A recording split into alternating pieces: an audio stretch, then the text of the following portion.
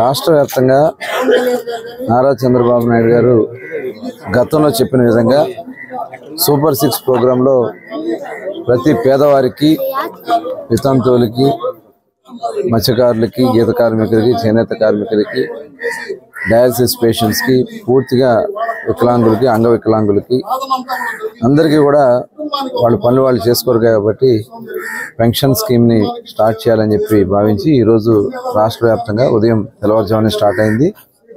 ఎందుకంటే మొట్టమొదట పెన్షన్ స్కీమ్కి శ్రీకారం చుట్టింది తెలుగుదేశం పార్టీ.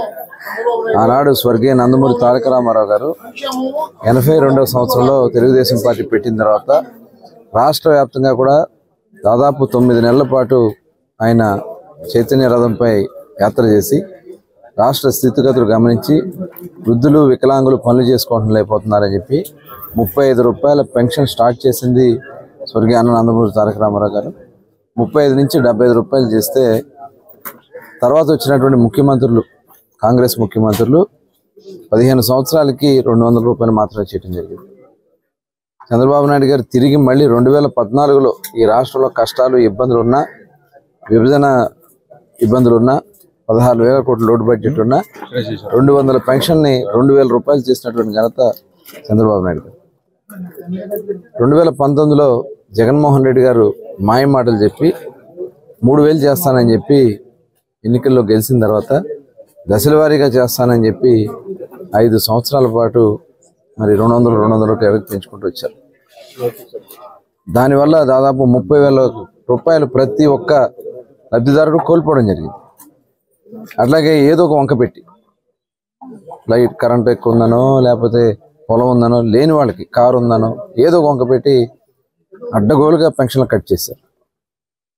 మరి ఈరోజు చంద్రబాబు నాయుడు గారు ఇచ్చినటువంటి హామీ మేరకు ఒకేసారి ప్రభుత్వం వచ్చిన ఫస్ట్ నెలే జూన్, ఏదైతే ఏప్రిల్, మే, జూన్ ప్లస్ ఈ నెల జూలై నెల కలిపి 7,000 పెన్షన్ని మొట్టమొదటిసారిగా ఇవ్వడం అనేది ఇది ఒక చరిత్ర.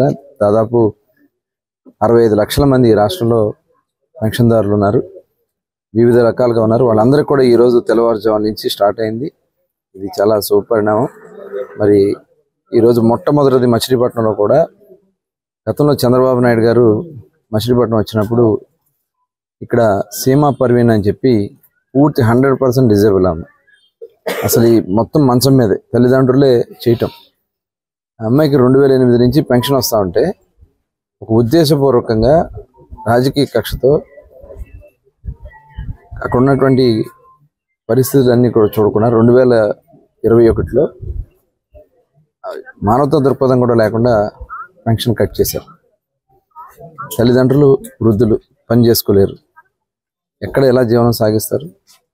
మరి అటువంటి పరిస్థితులు గమనించి ఆ రోజున కార్పొరేటర్గా రాము గారు గెలిచిన తర్వాత ఆయన మా దృష్టి తీసుకురావడం, చంద్రబాబు నాయుడు గారు కూడా మచిలీపట్నం వచ్చినప్పుడు ఆ పాపను చూసి ఆయన కూడా చలించిపోయారు. అసలు ఎలా ఉంటారు వీళ్ళు, 3,000, 5,000 ఇస్తే సరిపోదు, ఖచ్చితంగా 15,000 ఇస్తే కానీ వాళ్ళకి, ఎందుకంటే అటెండర్స్ ఉంటారు పక్కన, తల్లిదండ్రులు కానీ లేకపోతే ఎవరొకరు అటెండర్స్ ఉంటే కానీ వాళ్ళకి పనులు చేసే పరిస్థితి. కాబట్టి వాళ్ళకు కూడా కలిపి, మందులకు కూడా కలిపి 15,000 రూపాయలు చేయాలని చెప్పి ఆయన మొట్టమొదటి ఆ రోజు నిర్ణయించారు. మేము కూడా ఆ రోజున ప్రభుత్వం వచ్చే వరకు 3,000 కాడికి ఇవ్వాలని చెప్పి రాము గారు, మేమందరం కూడా కలిసి ఇవ్వడం జరిగింది. ఈరోజు ప్రభుత్వం వచ్చిన వెంటనే మొట్టమొదటి పెన్షన్ని సీమా పర్వీన్కి 15,000 రూపాయలు ఇవ్వడం నిజంగా చాలా సంతృప్తినిస్తూ ఉంది. అటువంటి కుటుంబాన్ని ఆదుకోవాల్సినటువంటి పరిస్థితులు అన్ని చోట్ల ఉంది. మరి ఈ రకంగా ప్రతి ఒక్కరు కూడా లబ్ధిదారులు పార్టీలకు అతీతంగా, కులాలకు అతీతంగా, మతాలకు అతీతంగా ఇచ్చే ప్రభుత్వమే తెలుగుదేశం, జనసేన, భారతీయ జనతా పార్టీ అని చెప్పి తెలియజేసుకుంటూ ఈరోజు మాజీ పార్లమెంట్ సభ్యులు కొనకళ్ళ నారాయణరావు గారు, అలాగే జనసేన ఇన్ఛార్జ్ బండి రామకృష్ణ గారు, ఈ డివిజన్ కార్పొరేటర్ రాము గారు, మాజీ కౌన్సిలర్ కాజా గారు, రోజు ప్రభుత్వ ఆదేశాల మేరకు ఇంటింటికి పెన్షన్ పంపిణీ కార్యక్రమం రాష్ట్రం అంతా జరిగినట్టు కృష్ణా జిల్లాలో కూడా చాలా పకడ్బందీగా ప్రణాళికాబద్ధంగా అమలు చేస్తున్నాము. సో జిల్లాలో 2,42,000 దాకా పెన్షన్ లబ్ధిదారులు ఉండక, సో వాళ్ళకి 5,403 మంది ఫంక్షనరీస్ తో పంపిణీ డిస్ట్రిబ్యూషన్ చేయడం జరుగుతూ ఉంది. సో ఇప్పటికి 7 గంటలకి 10.23% కంప్లీట్ చేశాము. Thank you. వచ్చినప్పుడు పరివిణి యొక్క దీన పరిస్థితి ఆయన దృష్టికి రావడం జరిగింది. ఆవిడ 100% అంగవైకల్యం కలిగినటువంటి పాప.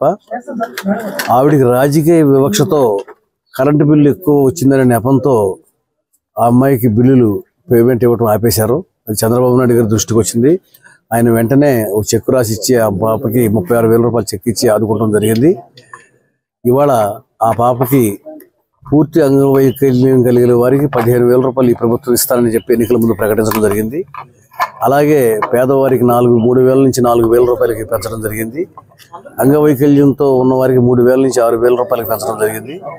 అలాగే 50 సంవత్సరాల వయసు వచ్చేటప్పటికి కల్లుగీత కార్మికులకు కానీ, చేనేత కార్మికులకు కానీ, మత్స్యకారులకు కానీ అందరూ కూడా పెన్షన్ ఇచ్చే అర్హత వస్తుందని చెప్పి ప్రకటించడం జరిగింది. ఆ ప్రకారంగా పెన్షన్లు ఈ రోజున 6 గంటలకే ప్రభుత్వ అధికారులతో కలిసి ఇంటింటికి వచ్చి ఇవ్వడం జరుగుతుంది. తెలుగుదేశం పార్టీ ప్రభుత్వం, కూటమి జనసేన ప్రభుత్వం మరి వీళ్ళంతా కలిపి కూటమి కార్యక్రమం ఎన్నికలకు ముందు హామీ ఇచ్చారు. పేదవారి సంక్షేమం కోసం ఈ ప్రభుత్వం పనిచేస్తుందని.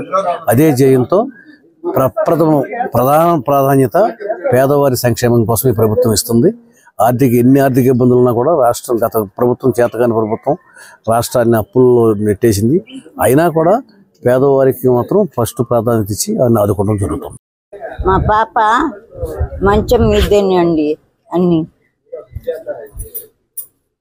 అలాగే పాపకి మాకి పింఛన్ ఆపేశారు. ఇప్పుడు చంద్రబాబు నాయుడు, రవితేజ, రాము వచ్చేటప్పటి నుంచి నాకు సంతోషంగా ఉన్నారు చూసి. ఇప్పుడు పింఛను 15,000 ఇస్తున్నారు. ఇవాళ సంతోషంగా ఉన్నారండి. అంతకుముందు ఎందుకు ఆపేశారమ్మా?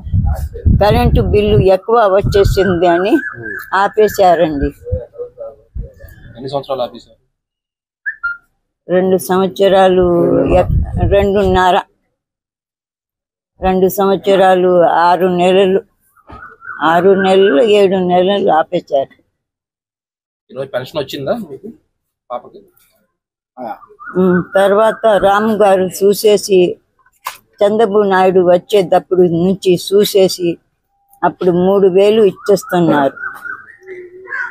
జూన్ నెలల్లో ఆపేశారు. ఇవాళ ఇచ్చారండి. ఎంత ఇచ్చారు? 15,000. ఎట్లా ఉంది? సంతోషంగా ఉన్నారండి. నమస్తే ఫ్రెండ్స్, నేను మీ రూపిణి. మీ అందరూ చాణక్య ఛానల్లో వీడియోస్ చూస్తున్నారు కానీ వాటికి లైక్ చేయట్లేదు అండ్ సబ్స్క్రైబ్ చేయడం మర్చిపోతున్నారు. మీరు కనుక చాణక్య ఛానల్కి సబ్స్క్రైబ్ చేస్తే మాకు ఇంకా మంచి వీడియోస్ని, న్యూసెస్ని చేయడానికి మాకు మోటివేషన్ ఉంటుంది. Thank you and don't forget to subscribe Chanakya channel.